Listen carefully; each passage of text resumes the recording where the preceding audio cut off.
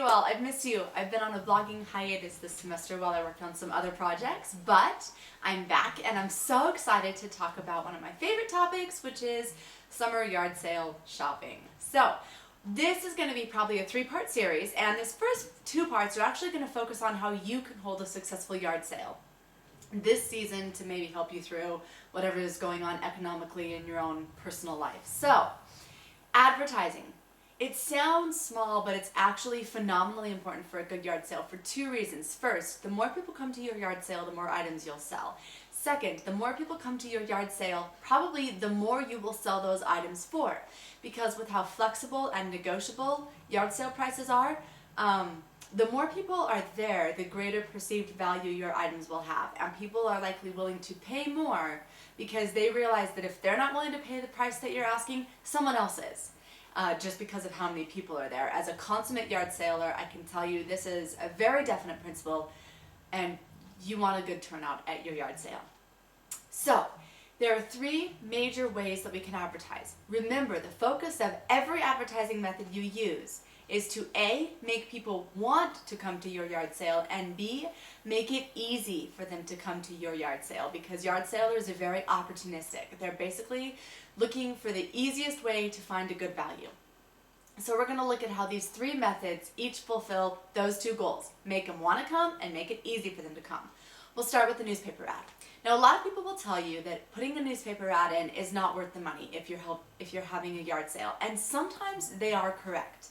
If all your advertising is, hey, I'm one of the 50 people this weekend who's having a generic, pretty unforgettable yard sale, then even though you may have thousands of people reading that ad, it's not going to translate into a huge turnout because nothing about your ad is distinctive.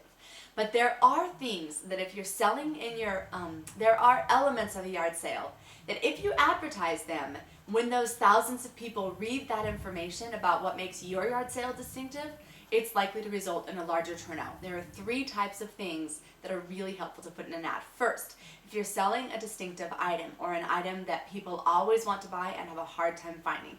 Baby items, for example, especially your high-end stuff, your jogging strollers, your cribs, your changing tables. Those will be a draw because people are always looking for those. Same with certain types of sports equipment. Same with recently fashionable women's clothing that's really hard to find at yard sales. So if you've got something that you think people will especially want, it may be worth spending the 30, 40, 50 bucks on the yard sale ad because people will come just for that. Second, multifamily yard sales. First of all, you can split the cost of the ad, and secondly, people love multifamily yard sales. It's a huge draw, even for me. So that's something that's worth advertising. And third, if there's some other unusual circumstance surrounding your yard sale, it can be helpful to put an ad in it to let people know. For instance, there was a woman here in Pocatello who I don't think that she realized what she was doing, but she had to start her yard sale at Saturday morning at 10 o'clock instead of the usual 8 o'clock. Now, what she didn't realize was that the way yard selling works is it's pretty much over by 9 o'clock on Saturday morning. The hardcore yard salers were out and going at 7:30. They hit all the yard sales they were interested in. They found all the bargains they could. They're pretty much done. And so, by 10 o'clock on Saturday morning, none of them had anywhere else to be except at her house. Plus, she had advertised that she had gently used baby items, and so she hit 2 out of the 3 characteristics that are a huge draw.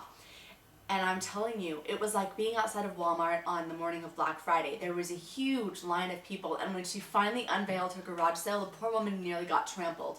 I could tell she was actually a little bit scared by it, but I guarantee you, she did big business, and it made her ad totally worth the cost that it took to put it in the paper.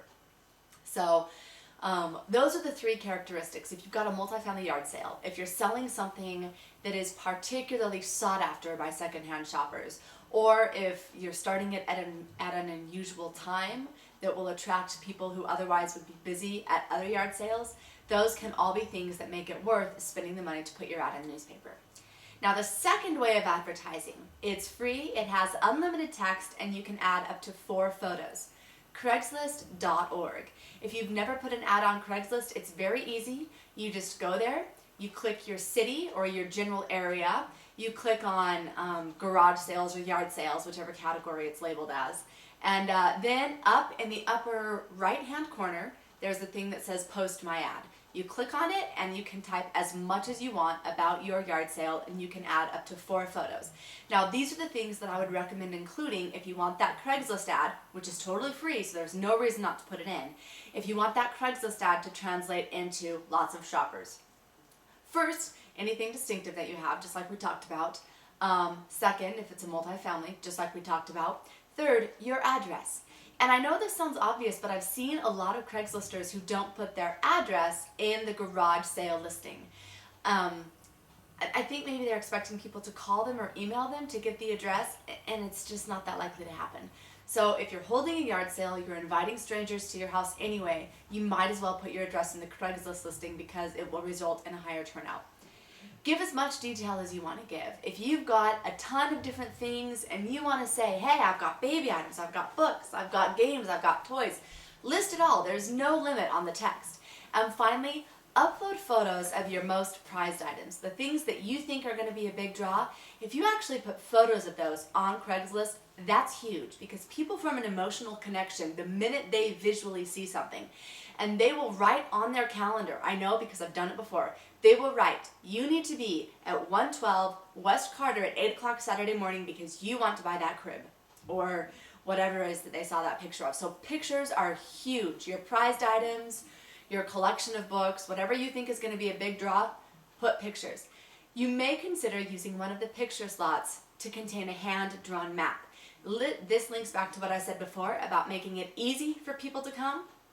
Your Craigslist ad should make them want to come, and that's great. The hand-drawn map or a link to MapQuest, which has your address on it, that links back to making it easy for them to come. And so that will really help to generate traffic.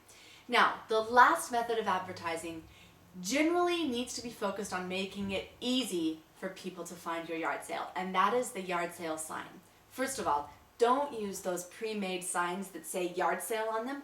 First of all, they're expensive, and second of all, you just used up 2/3 of the space on your sign declaring that you're having a yard sale, when you can declare and announce the exact same thing just by using orange or green cardstock paper. That's universal yard sale language for I'm holding a yard sale. So don't waste the space on your sign with those pre-made yard sale signs. Second, include an arrow. This sounds so basic and it's just small. It doesn't take up much room.